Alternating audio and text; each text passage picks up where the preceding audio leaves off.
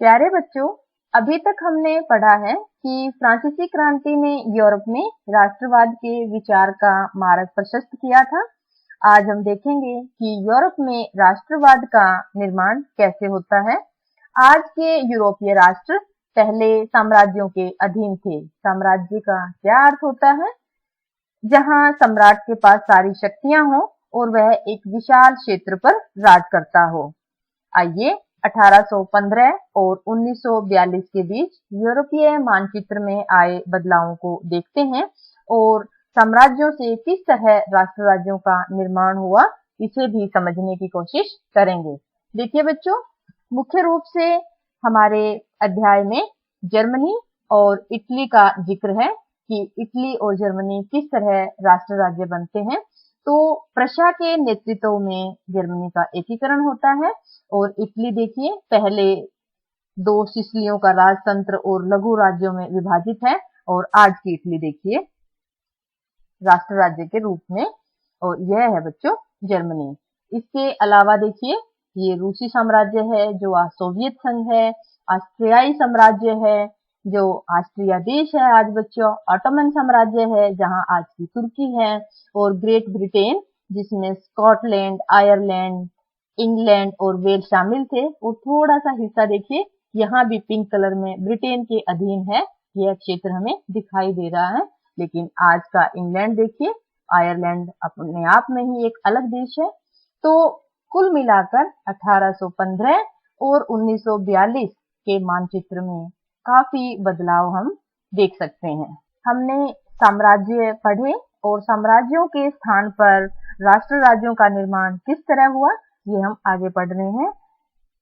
साम्राज्यों की सीमाएं बदलती रहती थी क्योंकि राजा युद्धों में दूसरे क्षेत्रों को जीत लेते थे।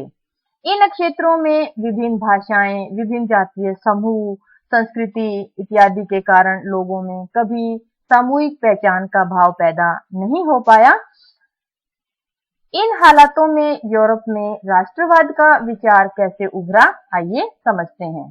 देखिए बच्चों, इस विचारधारा के मुख्य रूप से 3 पहलू थे: नया मध्य वर्ग, नया रूढ़िवाद और क्रांतिकारी।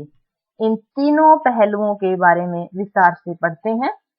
कुलीन वर्ग और नया मध्य वर्ग क्या था, आइए समझते हैं। देखिए बच्चों, प्रथम स्टेट और द्वितीय स्टेट में मिलकर कुलीन वर्ग का निर्माण करते थे और तृतीय स्टेट में शिक्षित मध्यम वर्ग और किसान और भूमिहीन मजदूर और नौकर इत्यादि आते थे। फ्रांस में ही नहीं बल्कि पूरे यूरोप में कुलीन वर्ग सबसे प्रभुत्वशाली वर्ग था। हालांकि जनसंख्या के हिसाब से यह एक छोटा समूह था, पर गांवों में ये भूमि के स्वामी थे और शहरों में बड़ी बड़ी हवेलियों के मालिक थे।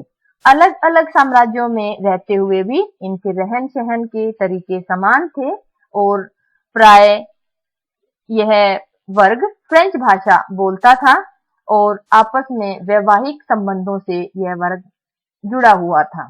हमने कुलीन वर्ग के बारे में पढ़ा। उसके बाद बच्चों अभी हमने देखा कि तृतीय वर्ग में कृषक वर्ग था।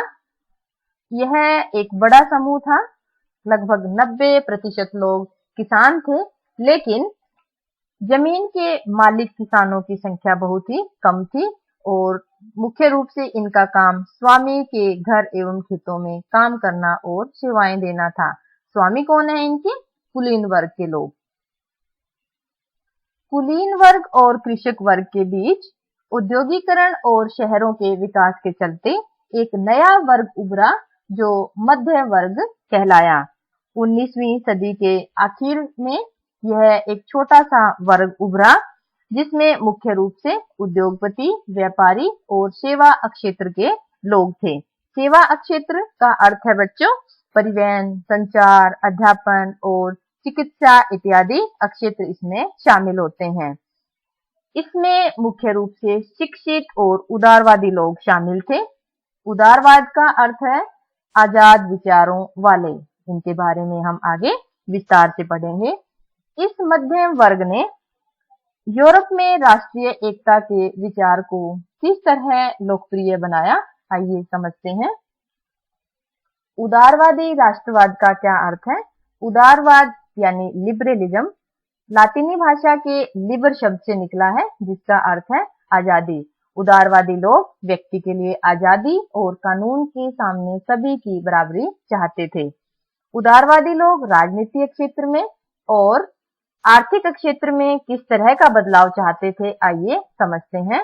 3 स्टेट में विभाजित समाज में कुलीन वर्ग और पादरी वर्ग को जन्म से ही विशेषाधिकार प्राप्त थे और राजा के हाथ में सारी शक्तियां थी।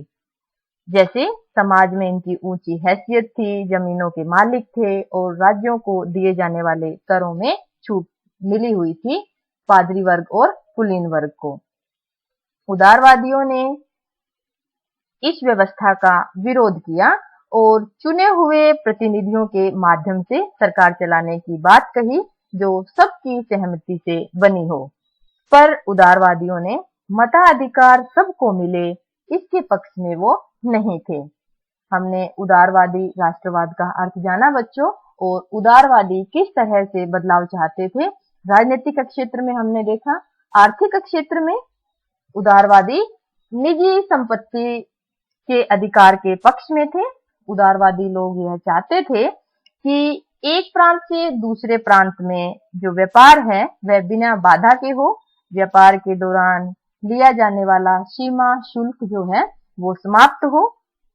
1834 में प्रशा ने शुल्क संघ जोल्वेराइन स्थापित किया था और इस संघ के स्थापित होने के बाद 30 की जगह केवल 2 मुद्राएं इस्तेमाल होने लगी और इससे व्यापार करना आसान हो गया। इसी के साथ नाप तोल की एक समान की व्यवस्था भी उदारवादी चाहते थे। इन विचारों से आर्थिक राष्ट्रवाद की भावना उभरी। हम राष्ट्रवादी भावना का विचार कैसे उभरा, इसके अंतर्गत हमने नया मध्यम वर्ग कैसे उभरा और इस वर्ग की क्या सोच थी, अभी तक हमने पढ़ी है। आगे नया रूढ़िवाद किस तरह स्थापित हुआ और इसकी क्या सोच थी, आइए समझते हैं। जैसा कि हमने देखा कि नेपोलियन ने अपने शासनकाल में अनेक प्रशासनिक परिवर्तन किए। 1815 में यूरोपीय सरकारें फिर से रूढ़िवादी शासन व्यवस्था स्थापित करना चाहती थी। रूढ़िवादी व्यवस्था क्या थी?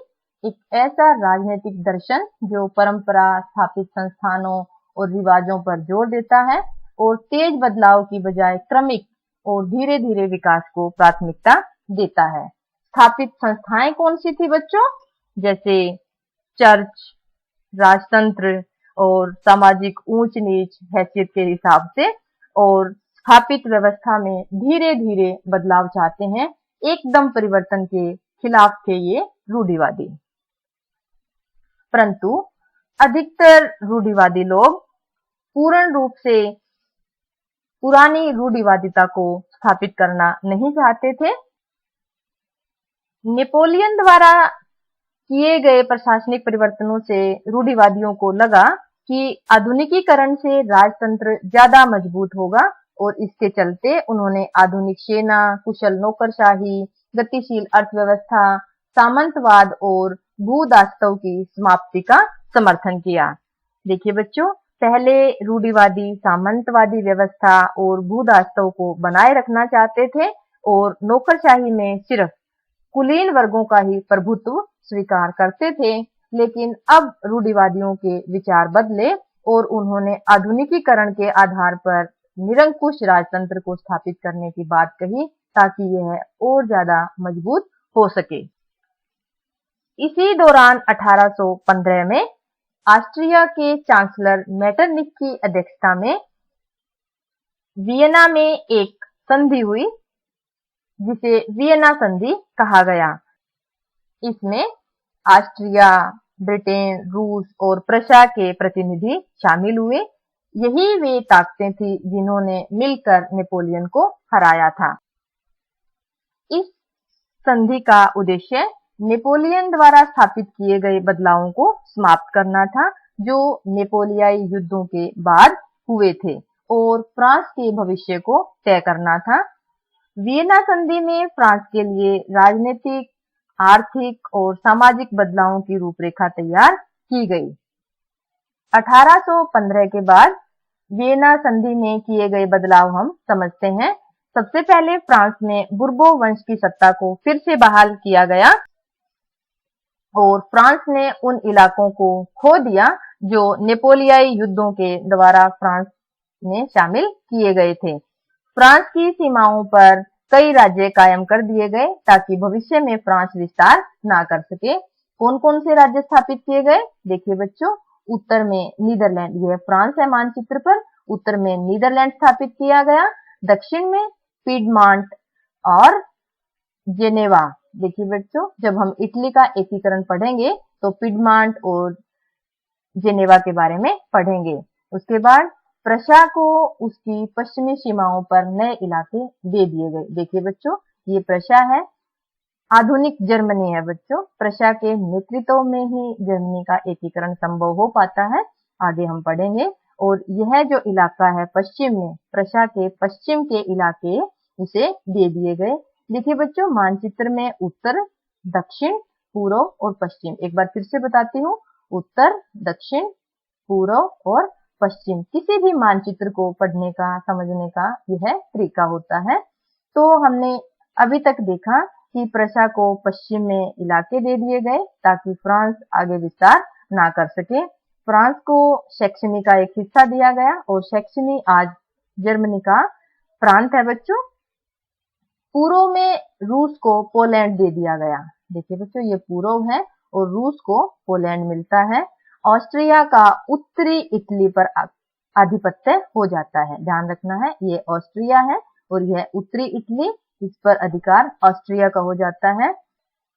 लेकिन नेपोलियन ने जिन 39 राज्यों को मिलाकर एक जर्मन महासंघ का निर्माण किया था, उसे बरकरार रखा गया। इन सब का उद्देश्य उन राजतंत्रों की बहाली करना था जिन्हें नेपोलियन ने बर्खास्त कर दिया था। साथ ही यूरोप में एक नई रूढ़िवादी व्यवस्था स्थापित करना था। तो आप रूढ़िवादी व्यवस्था आप समझ गए होंगे। 1815 में स्थापित रूढ़िवादी शासन व्यवस्थाएं काफी निरंकुश थी, यानी उन पर किसी प्रकार का अंकुश नहीं था। वे आलोचना और असहमति बर्दाश्त नहीं करती थी और उन्होंने उन गतिविधियों को दबाना चाहा जो निरंकुश सरकारों की वैधता पर सवाल उठाती थी। ज्यादातर सरकारों ने सेंसरशिप के नियम बनाए। सेंसरशिप का अर्थ होता है बच्चों, जब भाषण, सार्वजनिक संचार या अन्य सूचनाओं के स्रोत पर प्रतिबंध लगा दिया जाता है। देखिए बच्चों, अखबारों, किताबों, नाटकों और गीतों पर नियंत्रण स्थापित किया गया। रूढ़िवादियों ने एक ऐसी व्यवस्था स्थापित की जिसे सेंसरशिप कहते हैं, जिसके द्वारा लोगों की आवाज दबाने का काम किया गया। अभिव्यक्ति के सभी माध्यमों पर प्रतिबंध स्थापित किया गया। उदारवादियों ने इन प्रतिबंधों का विरोध किया और स्वयं को 1789 की फ्रांसीसी क्रांति से प्रेरणा लेकर वे एक नई क्रांति की तैयारी में जुट गए। बच्चों, अभी तक हमने नया मध्यम वर्ग और नया रूढ़िवाद कैसे स्थापित होता है यह पढ़ा है और क्रांतिकारियों के विचारों को पढ़ेंगे और देखेंगे कि क्रांतिकारियों ने राष्ट्रवादी विचारों के प्रचार प्रसार में अपना योगदान किस तरह दिया। हमने देखा कि रूढ़िवादी ताकतें अपना विरोध बर्दाश्त नहीं करती थी, जिसके चलते उदारवादियों और राष्ट्रवादियों को उनकी दमनकारी नीतियों का शिकार होना पड़ा और वे भूमिगत होने पर मजबूर हो गए।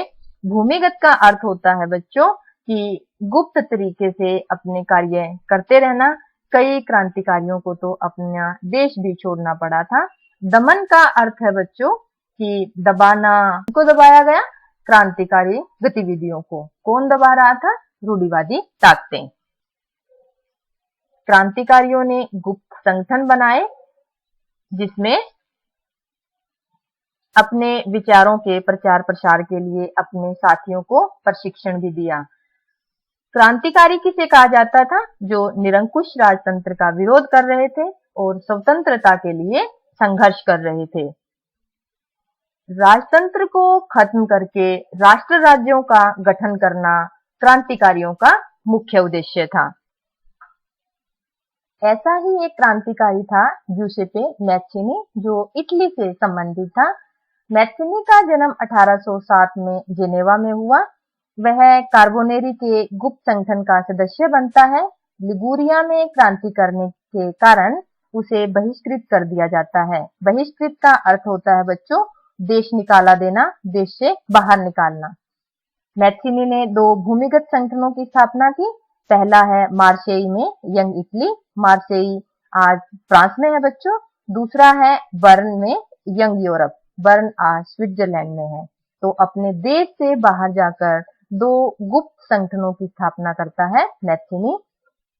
मैत्सिनी के संगठनों के सदस्य पोलैंड, फ्रांस, इटली और जर्मन राज्यों के युवा लोग थे। इटली के राष्ट्र निर्माण प्रक्रिया में मैत्सिनी का महत्वपूर्ण योगदान है और मैत्सिनी के संगठनों के आधार पर जर्मनी, फ्रांस, स्विट्जरलैंड और पोलैंड में भी गुप्त संगठनों का निर्माण हुआ। मैत्सिनी ने राजतंत्र का घोर विरोध किया और प्रजातांत्रिक गणतंत्र के स्वप्नों को हमेशा साकार करने की कोशिश की और रूढ़िवादी ताकतों को हराया। मेटरनिक ने, आपको ध्यान होगा, जो ऑस्ट्रिया का चांसलर था और रूढ़िवादी था, मेटरनिक ने उसे हमारी सामाजिक व्यवस्था का सबसे खतरनाक दुश्मन बताया। मैत्सिनी का विश्वास था कि ईश्वर की मर्जी के अनुसार राष्ट्र ही मनुष्यों की प्राकृतिक इकाई था। हमने देखा कि किस तरह क्रांतिकारियों के योगदान से राष्ट्रवादी भावनाएं विकसित हुई। आगे हम यूरोप में किस तरह क्रांति के युग की शुरुआत होती है पढ़ेंगे। आशा है आपको ये सारे टॉपिक अच्छे से समझ आ गए होंगे। खूब पढ़िए, खूब मेहनत कीजिए। धन्यवाद।